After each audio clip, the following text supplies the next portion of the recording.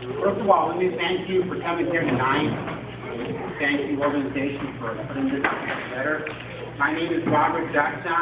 I was born in Del Rio. I grew up in Bracketville. I'm sure many of you know where Bracketville is at. So when I hear and I talk to some model residents in the past, when I hear some of the issues that we've talked about, I am reminded of what happened during my childhood.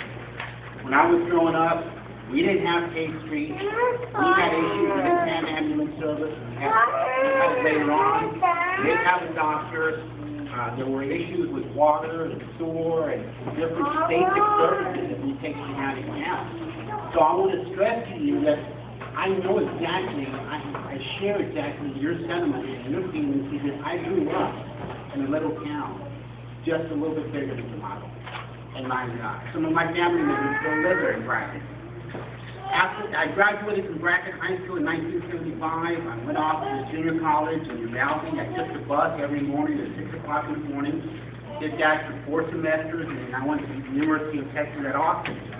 At Austin, I got a degree in economics and government, also as a teaching certificate. And then after that, I went on to law school at St. Mary's and went to law school on an academic scholarship. I graduated with a number of honors in undergraduate school. So I graduated from law school in 1981. After that, I came back to the big city of Del Rio. It was metropolis compared to Brackett, just the same way Eagle Pass is compared to Tomato.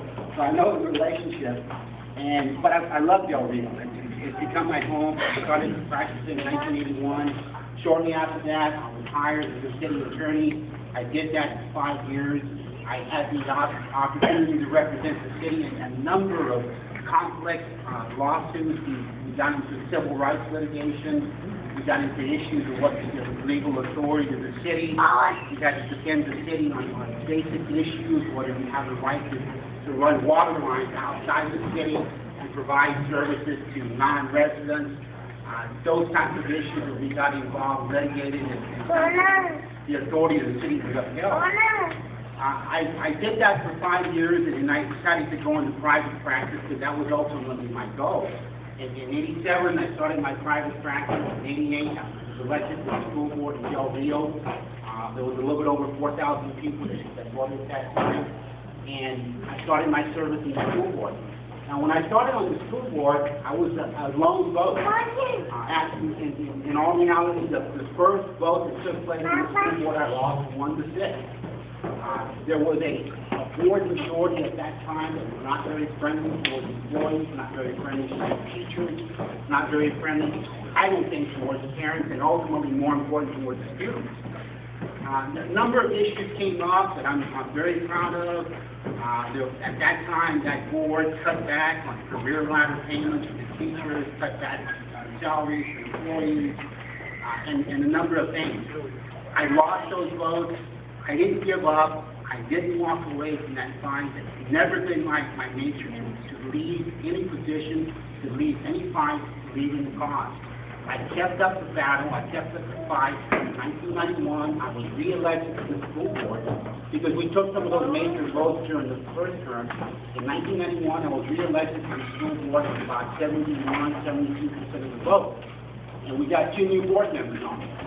So as persistent as I am, it's my nature, I brought those issues up again for teachers, career ladders, veterans pay, the teachers who had maxed out, and we passed them.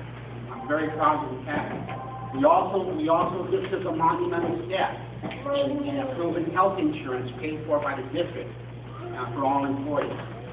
I completed my service in the school board in 1994 and 1996. I ran for the city council, and there were a number of issues there with the city.